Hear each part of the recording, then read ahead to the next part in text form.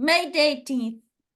And I have to say, I woke up today very early this morning to work on this presentation, just to realize few moments before this meeting that I lost my file and I had to work on it all over again. And I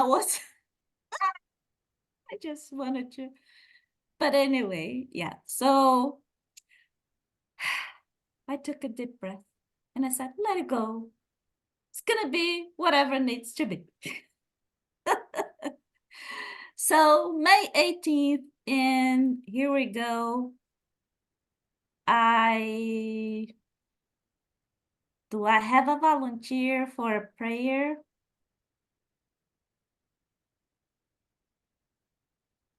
Yes, I would be honored. Please.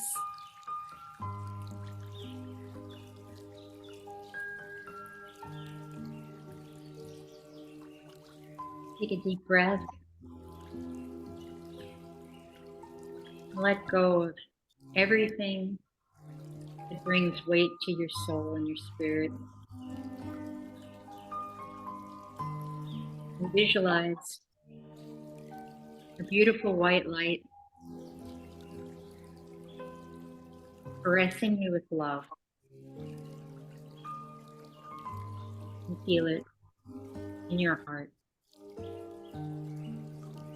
Dear great and wonderful and loving God, thank you for this opportunity for us to be together and love one another. Help us to learn what it is that you wish us to learn. Help us to see the things that you show us.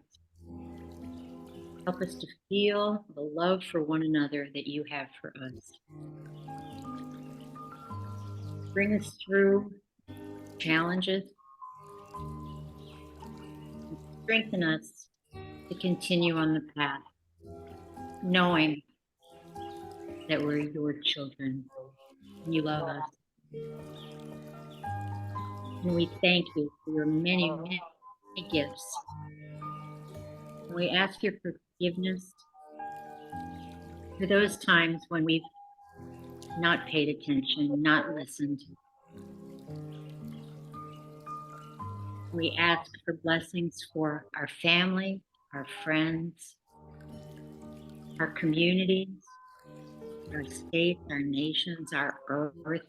We ask that you continue to bless Mother Earth. We ask all these things knowing that you hold her at all times and in all ways. And we thank you.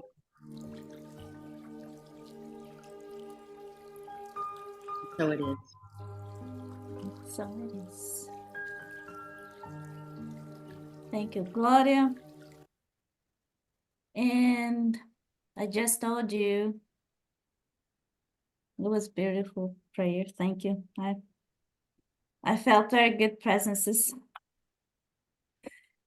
bringing some peace. And I just shared with you this experience that I had with my mother. And when I met her this weekend, she was asking for weeks. She was asking for a good health. And when I came back, I received this video from a friend, and then I asked Vladimir to extract that video so I could share with you guys today, and he did. Thank you, Vladi. And I just wanted to share with you because it's a very, very powerful message. It's about what we pray for. Is about the power of prayers and the I guess is why we pray for. I guess that's the main message here. So let me know if you can hear the video, okay?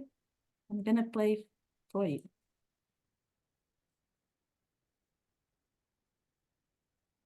When you're praying and praying and praying and praying, and nothing happens, it's because it's just not time. Hold it. What do you mean by nothing happened? Nothing is being resolved that you're praying about. Prayers are always answered, but you just don't like the way they come, okay? So when you're praying about, come on, God, help me get on with your life, the way that prayer is often answered is, all right, I'll make you so miserable about your past that you finally decide you have to surrender. Let go. That's how you're going to get that prayer answered. You're not going to get that prayer answered by a sudden apparition by a therapeutically skilled angel. We'd all love that, but hey, that's not what goes on this planet. You can trust these things. One, every prayer is heard. The answer may not come in the way you want. It generally doesn't. So don't expect the answer to come through the window you're praying through. Two, just let it go. Just decide, look, you heard me, and that's it. And then keep praying, God, give me faith. God, give me faith. And three, when you get an intuitive hunch, and usually intuitive hunches will direct you to take the most outrageous path in your life, take it. Got it? Do I need to say anything else? I thought this video was amazing. And remember what she said first? Prayers, they are always heard. They are always answered. Sometimes we may not like the answer, but they are answered. Hyacinth, please. Sometimes the answer is no. And it is for our best. And I must tell you that my father once, we used to ask permission if we could go in my young days. And once I said, could I go to this party? And he said, no. And I said, you said no? Why? Because I'm your father and I say no. I took my clothes off. I didn't go to the party.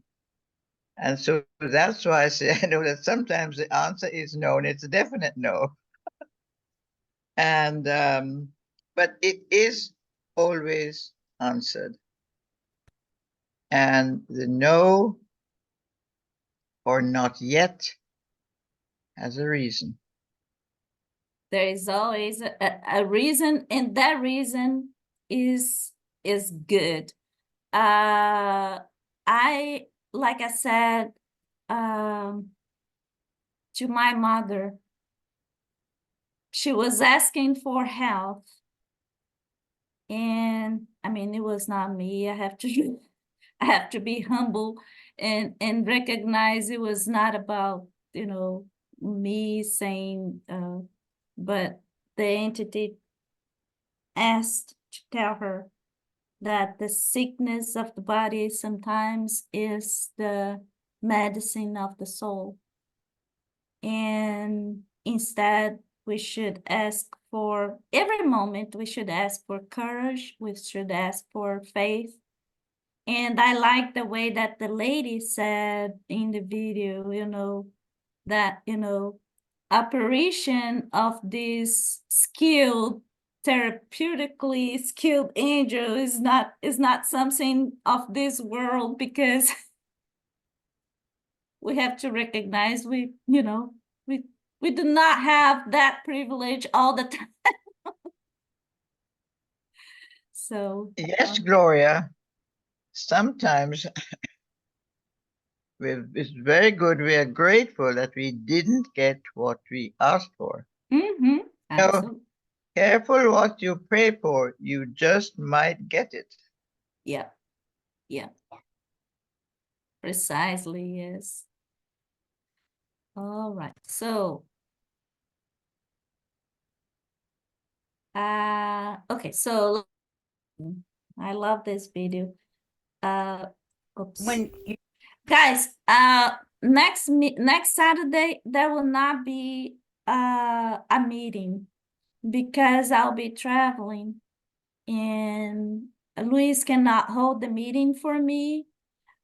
But on June the 1st, I'll not. But Luis will open the room, and he will hold the meeting for us, okay? So next May 25th, there will not be meeting, but then the following one, Luis will be here with you guys, okay? Mhm. And okay, so book number 1, First Causes. Here we are working on universal space. Well, we are very close to finish actually the book number 1. Actually, we are not even here. Today we will get to the creation. So very soon we'll be complete book number 1, and then we can move to book number 2. And again, I just want to recall, because those questions, they're talking about creation of the matter, creation of the spirit, creation of the species, creation of life, creation of the worlds, the planets. And just so we remember, at the beginning, the way that this book is describing to us, so from God, there are 2 main creations. One is the smart element, the other one is the material element, that the very first original particle. I'm running out on words, because there is no definition to that very first thing that is actually matter, but it is that very first is the beginning of the matter. And from there, then we have a series of evolution for those 2 main elements. And here we are, human beings. As human beings, we are made of spirit, but the spirit needs the help of the perispirit, the vital fluid, the raw matter, animated matter, flesh, bones, etc., blood. And when we have everything together, spirit and the animated matter, then we have the human beings. So just so we know, we are actually the pinnacle of a creation, because we combine these 2 main elements. We combine the spiritual and the particle, the matter itself. So last time when we met, so we were talking about universal space, and then we stopped in these 2 questions. I'd like to review these two questions. Does an absolute void exist anywhere in the universe? And then the next question is, universal space infinite or limited? And the answer to the void is evidently there is no void, right? So everything is being occupied by matter that we cannot sense right now, but there is something out there. And is the universal space infinite or limited? And evidently the answer is infinite. So, and I like this. The same is true with regard to infinity, all things. So, meaning we are eternals. Once we are created, there is no end to our lives, right? So we live forever. So that's what he meant by the same thing is true with regard to infinity in all things, in everything that's been created. Once it's created, it's there. So, and then we talk about, all the dark energy, dark matter, etc., that science is proving today there is no void, right? So finally, we are getting to that, to an answer that was given almost 200 years ago. But right now, we have means to prove, at least mathematically, that, yeah, it's true. There is no void. There is something out there, because we can tell by the behavior of the bodies, celestial bodies, planets, etc., the way that they move, we can tell there are forces, there's something pushing them, attracting them, you know. Anyway, so now the next question is, and now we move to creation of worlds, still under the chapter 3, creation. Was the universe, or has it existed for all eternity like God? Was that created, or was there for, like, once God showed up, the universe was there? Is that a serious question? Answer seriously. Okay, I'll answer seriously. The universe was created Exactly. 13.8 billion years ago. Precisely. So, so evidently the answer is the universe obviously could not have made itself. And again, I show those questions because evidently we know the answer, but I like the way that those answers are presented. It's kind of, they showed us how to think logically. Hyacinth, please. Yes, I don't think that that is a question that anybody can answer. Nobody was around.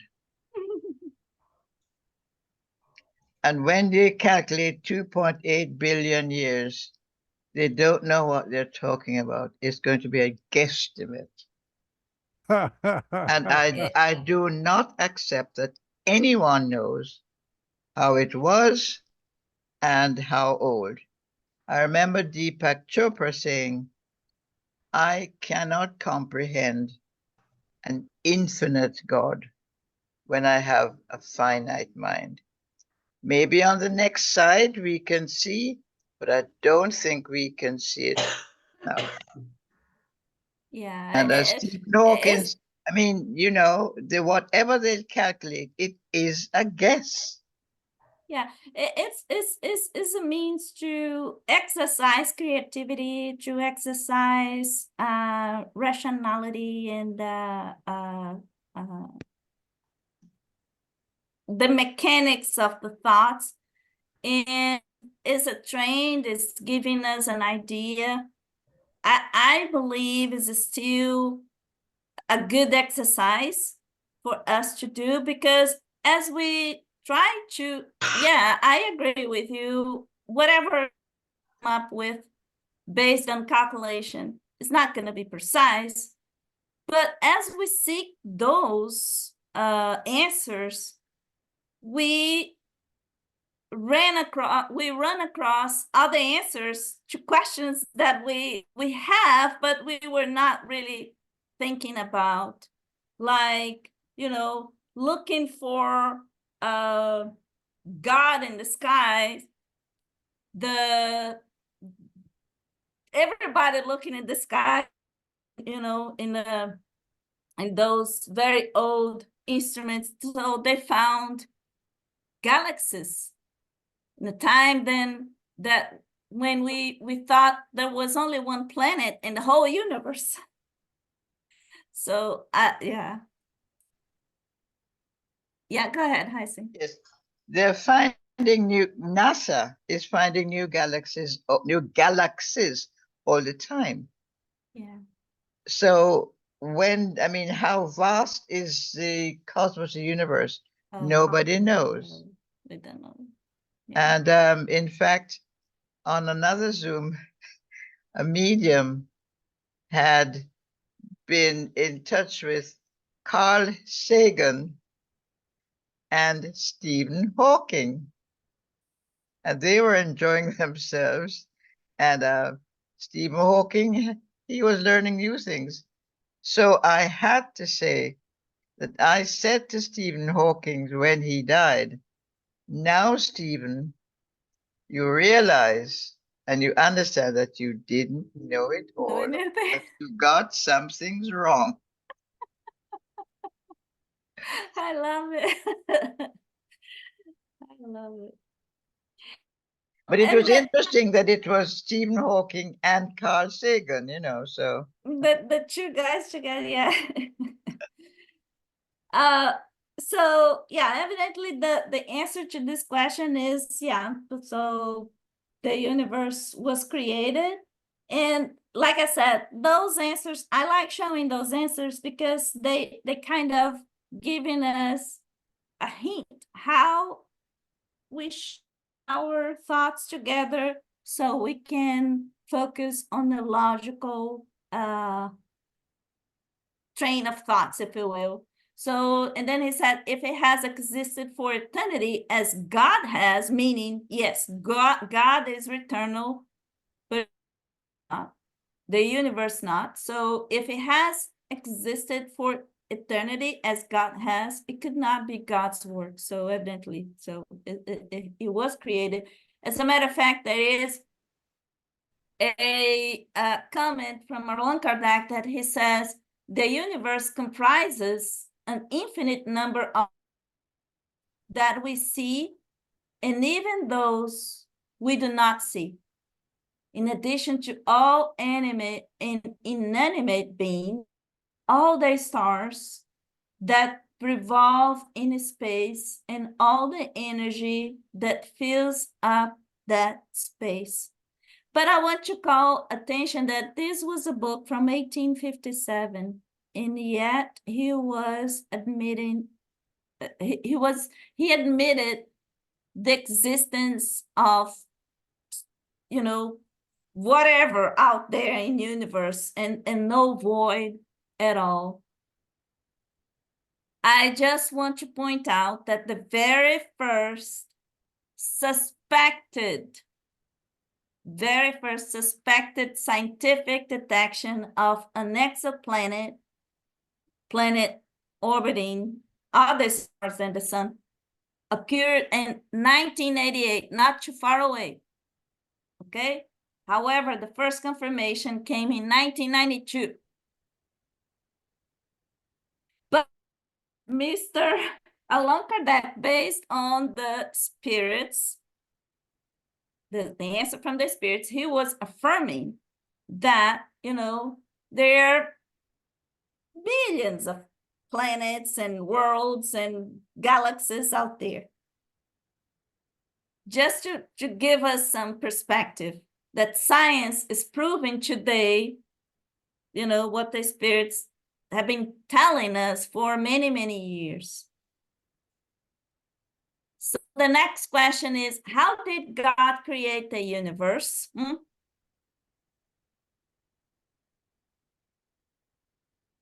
Any clue? Who knows? Hyacinth said nobody was there, so how can we be sure? I agree with her. Effortlessly. It was created effortlessly. I love it. Yes, The ancient Indian rishis, which nobody seems to remember these days, said that the moment of creation was caused by the Great Spirit being bored, and that did the only thing it could do. Now, when you have to think about this, the Great Spirit is sitting in a place with no time and no space, so no place. Mm-hmm. It can't do anything, but there is one thing it can do. And this is what the ancient Indian rishi said. I wish I'd thought of it myself, because they were very clever. They said it can surround pieces of itself with a cloud of forgetfulness. Oh, look at that.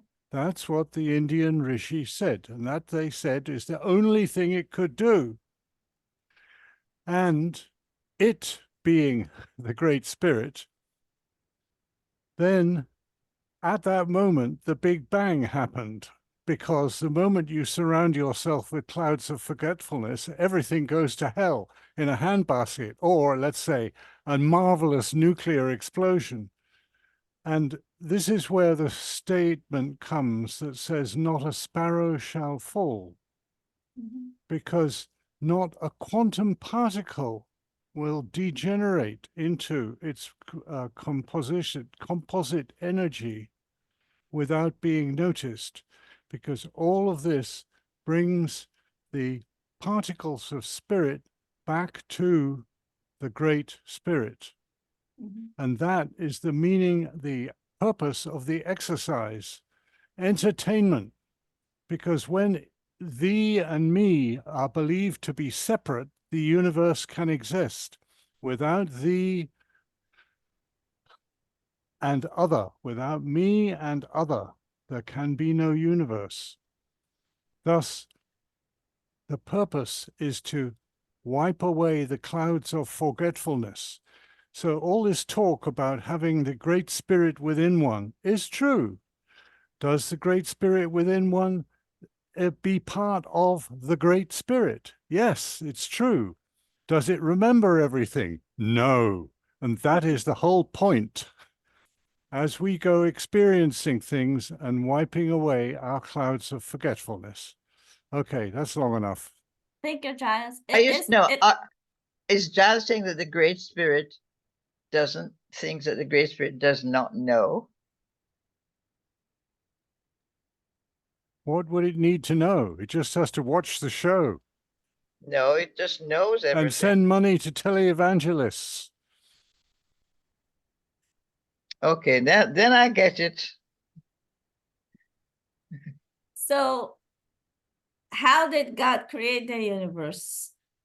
And the answer evidently using a well-known expression, God's will.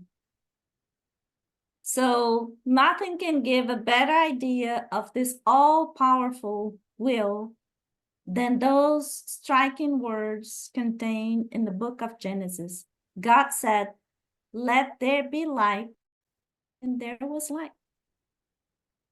Like Carol was saying, actually, effortless. that's not so, because there was no light until photons of light could So travel. tell me what the Big Bang was. It was not the boom, just, Yes, but at first the photons couldn't travel anywhere. You have to study your Big Bang story. It didn't take long. We're talking billionths of a billionth of a second before light could start permeating the universe, but at first it could not.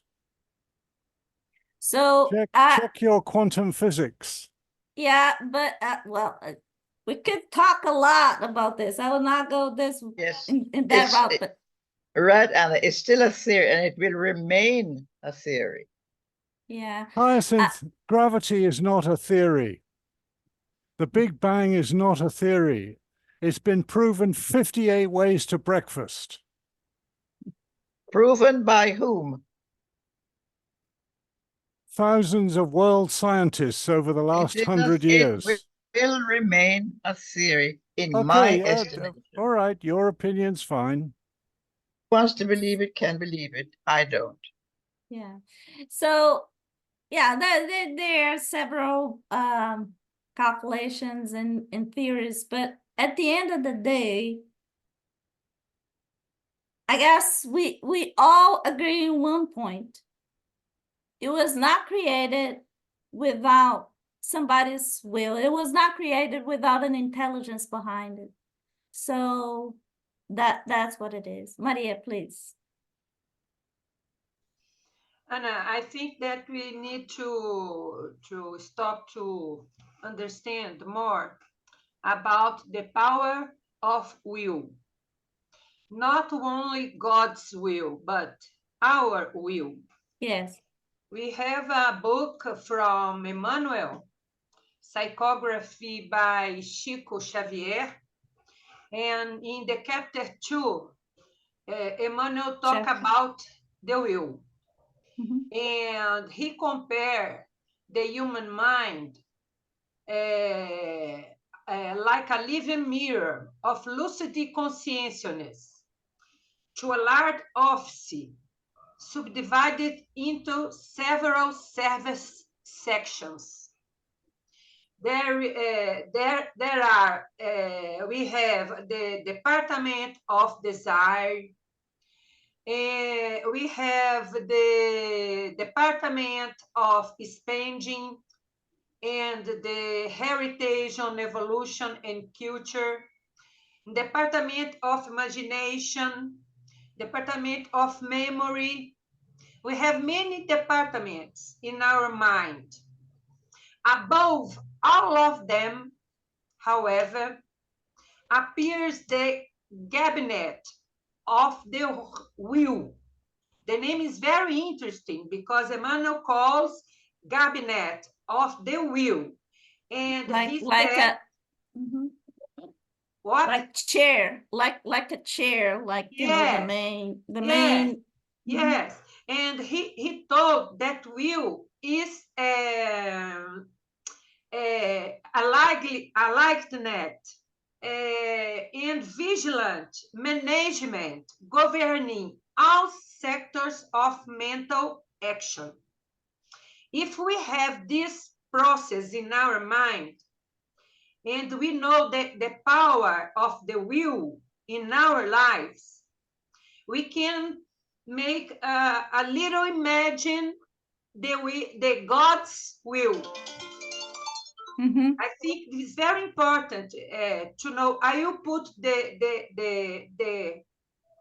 chapter translated in the chat to all. Yeah, please do that. Yeah. Okay. Okay. Yeah. Thank you. So she's talking about, you know, she's making a comparison. I mean, she's talking about the comparison that Emmanuel did in one of the books. He dictated to she and he's comparing the mind, our mind, to this office that is split in different divisions. And then you have division of the memory, division of the desire, division of whatever, feelings, etc., etc. And then he said that there is another level, hierarchical, anyway, a different level, that is the main chair, the CEO. The CEO is the will, the power. So it is like this for each one of us. So we have this, the mind, the office mind, and then all the divisions, the little offices, and above all, then we have the will governing all the other divisions. And then he was saying, so this is to us, but now you can have a little hint of how it is for God, that, you know, this huge all-powerful will governing everything else. So anyway, so how did the God create the universe? Using well-known expression, God's will. So there is also oh yeah, I thought that was a comment, but the next question then is, can we know how the words were created? Can we know that? We can calculate, we can make some models, we can predict, right? But that's all that we can do. We can predict, I guess. There are so many different models out there. And I want to say some of the models, they're right because they're based on the physical laws that govern our system, solar system. But we cannot say the same that, you know, the laws that are applicable here may not be applicable to somewhere else in the universe. And then you have a different form of creation. You have a different creation process. Carol, please. Has that question ever been asked of spirits that have crossed over and talked through mediums and many books written and has that question ever Does anybody ever know that question's been answered? After we transition, you know, I've heard a lot of people say, oh yeah, you're going to know everything after you transition. It'll all be explained after you get over there, but they're not letting you know anything while you're on Earth. But has anybody ever come across something, an answer for this? I guess not. To me, yes, no, to me, it's like, why would the spirits entertain you with something that sometimes you cannot understand? Like today, if a kid come over to my house, you know, a 4-year-old kid, and ask me, you know, how God created the universe, I'll have to come up with whatever. But evidently it's not the answer, the true answer, because the kid will not be able to, right, to process, even if I knew, right? Yeah. Gloria, please. Yeah, you just made a really good point. And Jesus said that too, that at some point, and I can't, maybe Hyacinth would remember, where we're not ready. We're not ready to understand. But back to creation, I think we're given lots of examples on a small scale that we assume are not related, but they are. Like islands can form, continents can move, you know, dogs can breed and create a new breed of dog, you know, through hybrid vigor. And same thing with, you know, cattle and all kinds of, so animals and plants can create new species of plants. And I think because it's happening and we're seeing it and we're used to it, and it's such a slow process, we take it for granted and we assume. But I think that same creative process over eons is happening with worlds, and scientists say the universe is expanding at an expanding rate. So it's happening. And because we don't notice it on a daily basis, doesn't mean it doesn't exist. Creation, it doesn't mean it's not happening right where we are. Like we give off cells from our body and new ones grow. It's happening in us. You nailed. It's just that what there is one thing is, it is not that we do not notice. Sometimes we can capture, like with the pictures that we got from the universe, from the sometimes we see, you know, a star exploding, or, you know, something going on that's, oh, look at that, that's just the beginning of, you know, a new solar system or a new what. We do not live long enough as human beings in the body. As a spiritual beings, yes, we witness all those, you know, creations over and over and over. But as human beings, we do not live long enough to see that creation process happening right in front of our eyes. I think you nailed.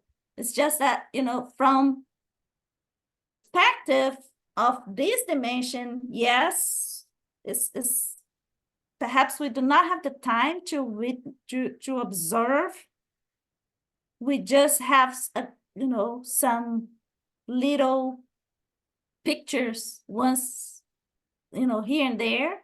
But as spiritual beings, yeah, I think we witness over and over. You know, I have no doubt that folks like Steve Hawkins and Carl Sagan, they're still with their eyes in the universe and looking and searching and studying. I'm very sure.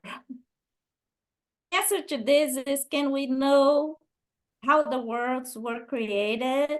All that we can say is that you are capable of understanding is that the worlds were created by the condensation of matter distributed throughout the space. Again, this is a book from 1857. Not too long ago, I feel bad that I didn't got that picture from the internet, but not too long ago we got this picture. I think that Hubble, no, not Hubble. What is the new telescope name? I forgot the name. Got this first. James Webb. James Webb, yeah, thank you. Got first image of a new solar system being created, and it was exactly how one of the models predicted, you know, the condensation of gases around this star and creating, you know, the new planets in around the star, right? So, but you know, a book like many years ago, the spirits, they were telling us something that today it makes totally sense to us. So in accordance with the current beliefs, are comets the beginning of matter condensation, and thus worlds that are in the process of being formed? Because remember, at that time, all that they knew about was comets, you know, that they could see the comets passing by. So they're asking, will the comets ever be a planet or something? And the answer is, yeah, but it is absurd to believe in their influence. I like this answer because he's saying, yes, it will participate in the process of world's creation. Like, we know how this planet Earth, today we know how this planet Earth was changed because of meteors, because of, you know, other bodies hitting the surface of this planet, right? So we know that. But it is absurd to believe in their influence, more specifically, the influence that is commonly attributed to them, like in our lives today, in our, you know, in our faith. Because all that heavenly bodies have their own role in certain physical phenomena. At that point, remember that the folks back in the days, they believe in bad, or depending on, you know, this or that comet passing by, right? So conflicts, wars, they started or they didn't start it based on apparition of comets, because they consider that as bad influence or whatever. So that's what they are saying. There is no influence in our daily lives. And I will say this is the last one because we passed the hour here.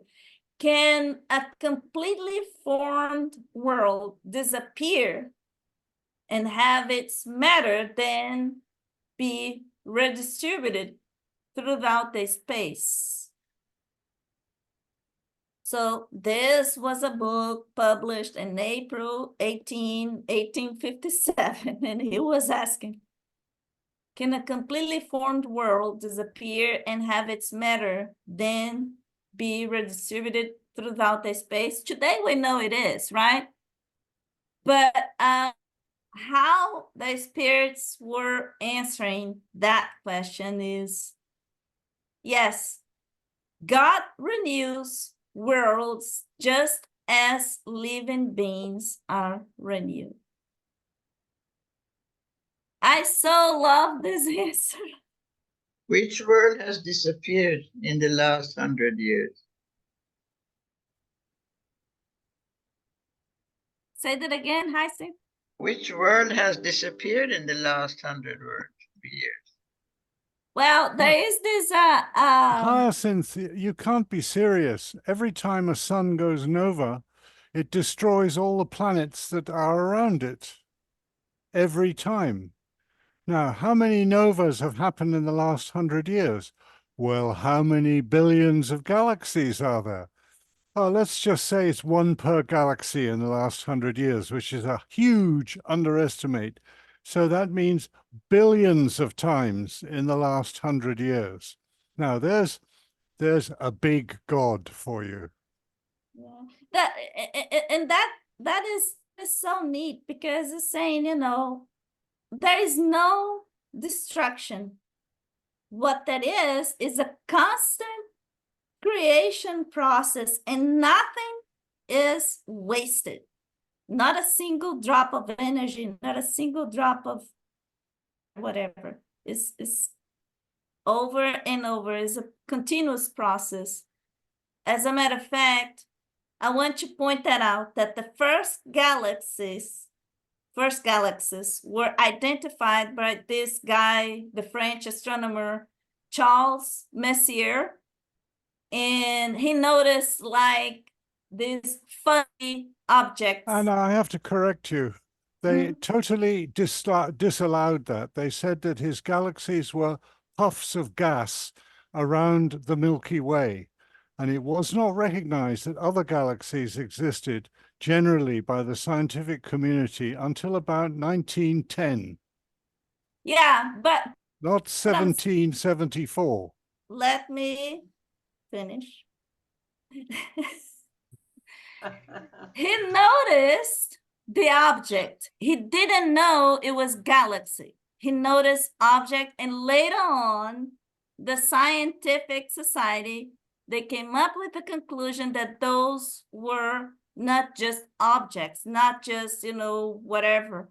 They knew back then in 1910, like I said, it was galaxies. But the conclusion here is in 1774, somebody looked at the sky and found some objects, distant objects, and some of them, they were galaxies, but we didn't know exactly what those objects were. We didn't know those were galaxies. We only knew those were galaxies many, many years later. But here it is, the spirits telling us that God renews worlds, creates over and over, galaxies after galaxies. So remember, back then we didn't, in 1774, we didn't know exactly what those were. In 1857, we also didn't know where those galaxies were. But many years later, now we know how those galaxies are created, or at least we have a good idea, right?